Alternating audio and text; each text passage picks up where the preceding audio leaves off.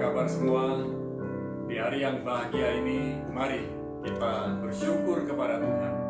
Apapun boleh terjadi dalam hidup kita sepanjang hari ini, tapi saat kita bersyukur kepada Tuhan, kita akan melihat pertolongan Tuhan yang ajaib dan luar biasa. Haleluya.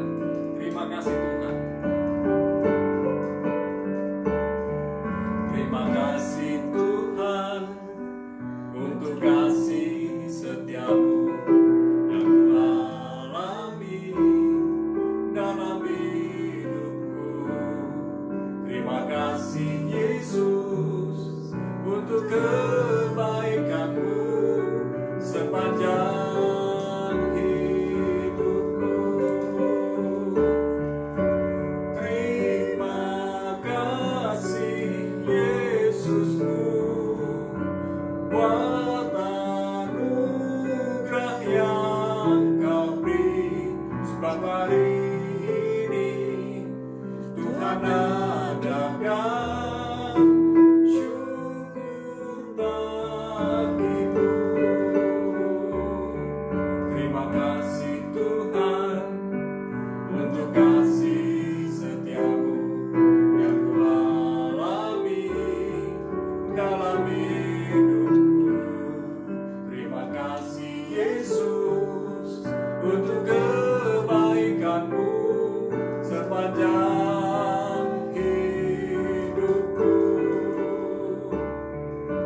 Terima kasih Yesusku buat anugerah yang Kau beri, sebab hari ini Tuhan adakan syukur bagimu.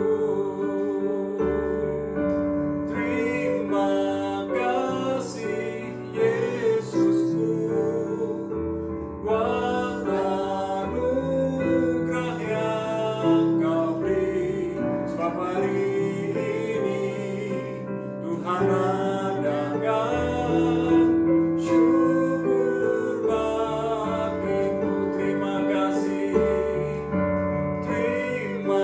kasih Yesusku buat anugerah yang Kau beri, sebab hari ini Tuhan adakan syukur bagimu.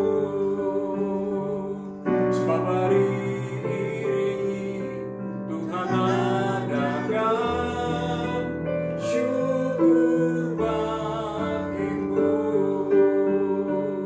Sebab hari ini Tuhan adakan syukur bagimu. Ku sembah Kau, ku bersyukur kepadamu, bahwasanya kasih setiamu selalu baru setiap hari. Kami bersyukur. Terima kasih Tuhan buat segala kebaikan-Mu. Terima kasih Yesus buat segala pertolongan-Mu.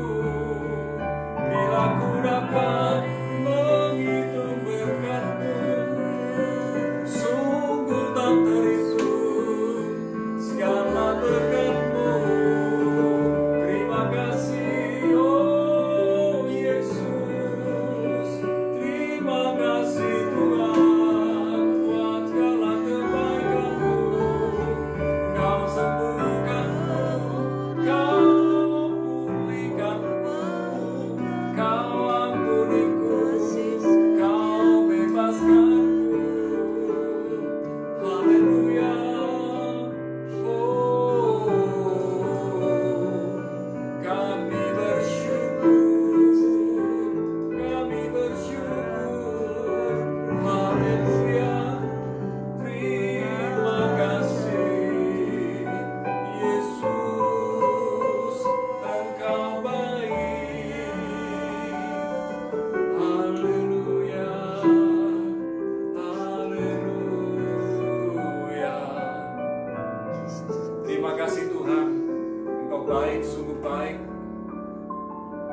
sungguh tak dapat menghitung segala kebaikan dan kemurahan-Mu yang terjadi, yang Kau sediakan dalam kehidupan kami. Terima kasih Tuhan, berfirman buat kami. Kami siap menjadi pelaku firman-Mu dalam nama Yesus. Amin. Haleluya. Kita mau belajar dari kitab Yakobus malam ini. Dari Yakobus 3 ayat 11 sampai 12. Ada sebuah pertanyaan dari saya buat saudara. Apakah yang mengisi hatimu? Ya. Apakah Anda dapat menyimpan rapat isi hati Anda? Jikalau dapat, suatu hari akan terungkap juga. Sebab semua isi hati kita akan terpancar lewat pikiran, perkataan, dan tindakan-tindakan kita. Nah, kita baca dari Yakobus 3 ayat 11 sampai 12. Mungkin kita perlu baca berulang kali baru kita dapat memahaminya. Adakah sumber memancarkan air tawar dan air pahit dari mata air yang sama? Saudara-saudaraku, adakah pohon ara dapat menghasilkan buah zaitun, dan adakah pokok anggur dapat menghasilkan buah ara? Demikian juga mata air asin tidak dapat mengeluarkan air tawar. Hal yang sederhana, kesimpulannya, air yang tawar akan menghasilkan air yang tawar. Sumber air tawar akan menghasilkan air tawar. Sumber air yang pahit akan mengalirkan air yang pahit. Pohon durian akan menghasilkan pohon mangga, gak mungkin. Pohon durian akan menghasilkan buah durian. Jadi buah dihasilkan dari pohon, dan buah itu mesti melekat dengan rantingnya. Nah, kita mau lihat ya hal yang pertama, cek kesehatan hati kita. Ayat yang ke-11, adakah sumber memancarkan air tawar dan air pahit dari mata air yang sama? Tentu jawabannya tidak. Nah, pertanyaan saya buat kekasih Tuhan, dan juga ini pertanyaan cermin refleksi buat diri saya. Apakah saya menyimpan kepahitan? Mungkin di antara saudara ada yang mengalami kepahitan, karena beberapa hari yang lalu saya sedang sharing renungan berupa tulisan, kemudian ada yang menjawab, saya nggak bisa mengampuni, saya tetap pahit. Saya merasa nggak mampu. Nah, banyak orang merasa nggak mampu untuk bisa mengampuni, bisa melepaskan kepahitan, karena yang dilihat adalah kepedihan hati, kekecewaan. Nah, pertanyaan berikutnya, apakah saya mudah kecewa? Saya ingat beberapa hari yang lalu Samuel sampaikan, orang yang kecewa adalah memiliki pengharapan dan memiliki ekspektasi dan kenyataan yang berbeda. Jadi punya pengharapan A, hasilnya B, bisa kecewa. Semua orang bisa kecewa, termasuk saya, termasuk saudara. Tapi jangan mau tinggal dalam kekecewaan. Jangan mau menjadi pribadi yang mudah kecewa. Dan pertanyaan tadi, jangan lupa, apakah saya menyimpan kepahitan? Orang yang menyimpan kepahitan, kata-katanya pahit, kata-katanya pedas, kata-katanya nyelekit, menyakitkan. Apakah kita sudah berubah? Kalau kita berjumpa dengan Kristus, maka kita pasti berubah. Apakah saya sulit untuk mengampuni? Ini pertanyaan mudah, tapi jawabnya mungkin bisa berhari-hari atau bahkan seumur hidup. Karena ada orang yang berkata, sampai mati pun aku tidak akan mengampuni dia. Wow, itu kecewa, itu kepahitan, dan gak punya pengampunan. Apa yang ada dalam hati akan keluar dari kehidupan kita, dan itu menjadi gaya hidup sehari-hari. Buang segala kepahitan, buang dendam, buang kekecewaan. Isi hati kita dengan bersyukur. Isi hati kita dengan sukacita. Sebab sukacita dari Tuhan adalah kekuatan kita. Hati yang gembira adalah obat yang manjur. Oleh sebab itu, cek dalam diri saudara, kenapa saudara gampang sakit-sakitan. Jangan-jangan hatimu lokro, hatimu pedih, hatimu tidak beres. Tetapi malam ini kita bereskan hati kita sama-sama, ya. Nah, kebaikan tidak mungkin bersatu dengan kejahatan. Ada orang bilang gini, orang itu baik loh, tapi tiba-tiba kadang-kadang kok bisa jahat ya? Enggak, kalau memang baik, pasti baik. Dulu boleh jahat, tapi kalau dijamah Tuhan Yesus, kemudian berubah baik, harusnya tidak kembali kepada jahat. Dan Tuhan mau kita lebih baik dan menjadi yang terbaik buat diri kita, ya. Nah, yang kedua, bagaimana menjaga hati? Ayat 12. Saudara-saudaraku, adakah pohon ara dapat menghasilkan buah zaitun, dan adakah pokok anggur dapat menghasilkan buah ara? Demikian juga mata air asin tidak dapat mengeluarkan air tawar. Isi hati kita dengan kebenaran, isi hati kita dengan kebaikan yang datang dari Tuhan. Jangan pernah biarkan kepahitan, kekecewaan, dendam mengisi hati kita, tinggal di hati kita, menetap di hati kita. Cepat buang. Dan jangan mudah mengomentari orang lain, jangan mudah mengkritik orang lain, karena kita belum tentu tahu pergumulannya. Ini yang kita mau bagi tugas. Roh Kudus mengingatkan kita supaya kita ingat Tuhan, takut Tuhan, hormat kepada Tuhan, gentar kepada Tuhan, dan melakukan firman Tuhan. Bagian kita, jaga hati kita. Roh Kudus akan mengingatkan supaya kita jaga hati. Tapi bagian jaga hati bagiannya kita. Ya, jangan sampai bilang ini, hati-hati ya dengan mulutmu.